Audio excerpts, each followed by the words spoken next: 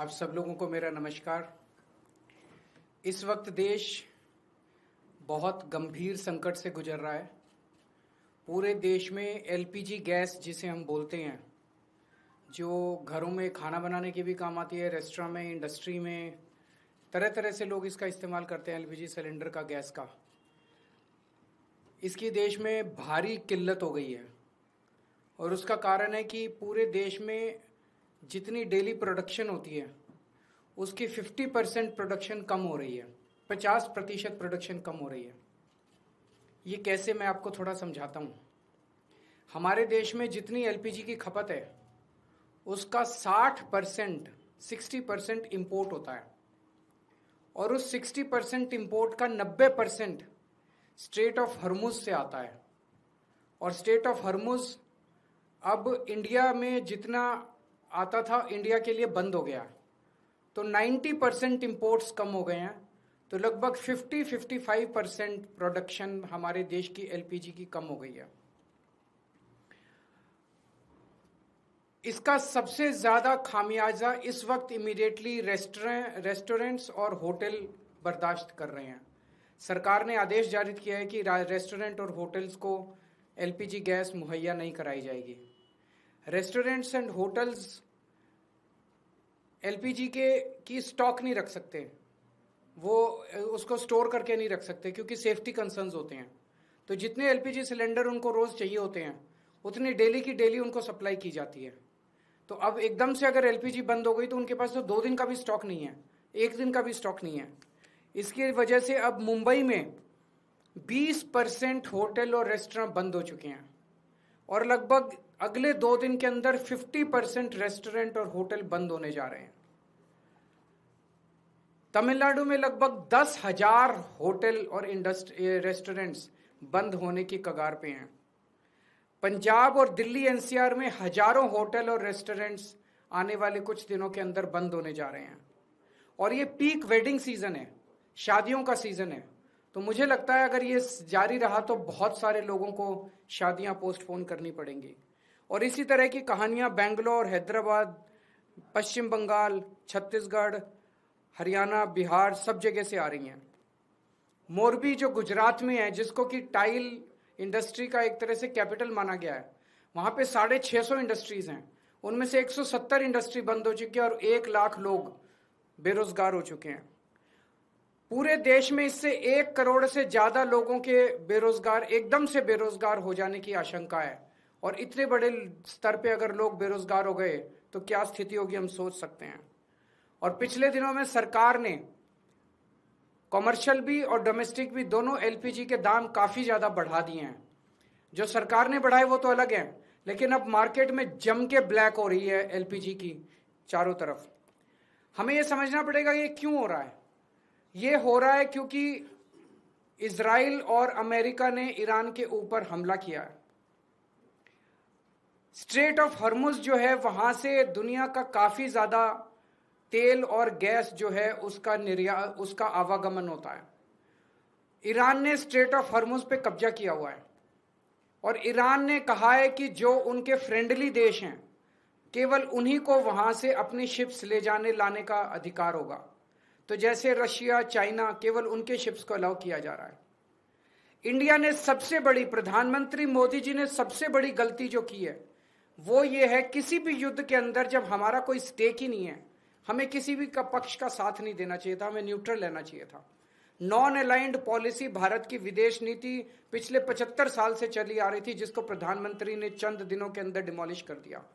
वो जाके सीधे इजराइल और अमेरिका के साथ खड़े हो गए, ईरान के खिलाफ खड़े हो गए। युद्ध शुरू होने के 1 दिन पहले उन्हें इजराइल जाने की क्या जरूरत थी? युद्ध शुरू होने के 1 दिन पहले उन्होंने नेतन्याहू को झप्पी पाने की क्या जरूरत थी? ये करके उन्होंने पूरे देश को संकट के अंदर डाल दिया है। और वो ऐसा क्यों कर रहे हैं ये हमारी समझ के परे है। आज तक भारत ने कभी भी अंतर्राष्ट्रीय स्तर के ऊपर ना इस साइड का पक्ष लिया ना उस साइड का पक्ष लिया।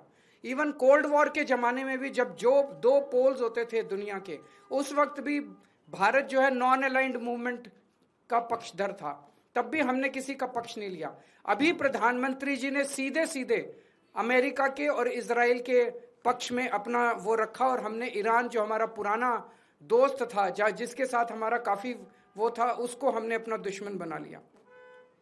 140 करोड़ पिछले कुछ दिनों में, पिछले कुछ महीनों में, पिछले 1 साल से हम देख रहे हैं किस तरह से प्रधानमंत्री मोदी जी सीधे सीधे, ऐसा लगता है मेरे को ये शब्द इस्तेमाल करते हुए बेहद शर्म महसूस हो रही है, प्रधानमंत्री मोदी जी ट्रंप के गुलाम बने हुए हैं।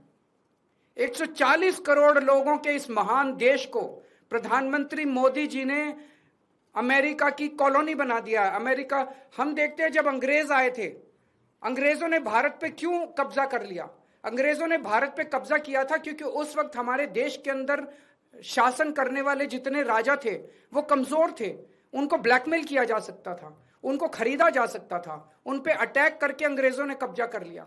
आज अमेरिका ने हमारे देश पे कब्जा कर लिया है क्योंकि एक तरह से हमारे देश का प्रधानमंत्री कमजोर है, उसको ब्लैकमेल किया जा रहा है। प्रधानमंत्री को किस वजह से ब्लैकमेल किया जा रहा है? एक एक देशवासी का खून खौल रहा है इस टाइम।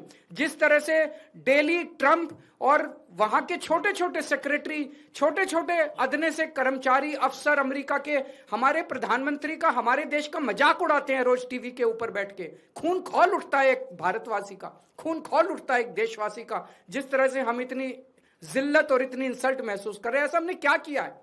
हमारा यही कसूर है कि हमारा प्रधानमंत्री एक कमजोर आदमी है। जो आदेश देते हैं ट्रंप, सर झुका के, जी हजूर करके हमारे देश के प्रधानमंत्री उसको मान लेते हैं।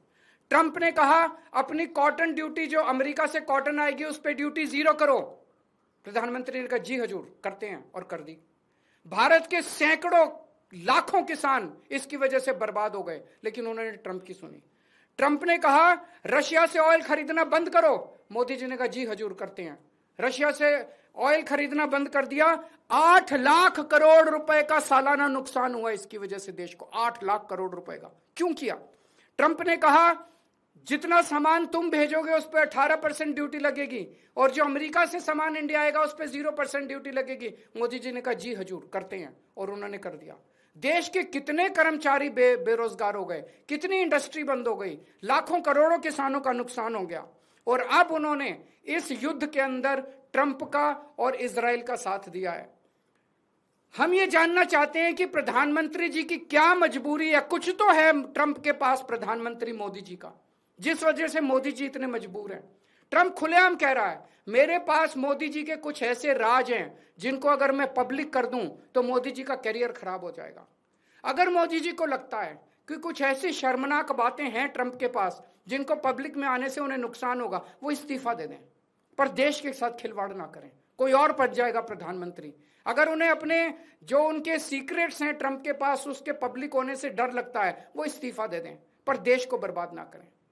1947 में हमारा देश आजाद हुआ, उस वक्त हमारा देश इकोनॉमिकली और कई चीजों में बहुत कमजोर था। इसके बावजूद पूरी दुनिया में भारत की एक इज्जत थी, पूरी दुनिया के अंदर भारत का सम्मान होता था।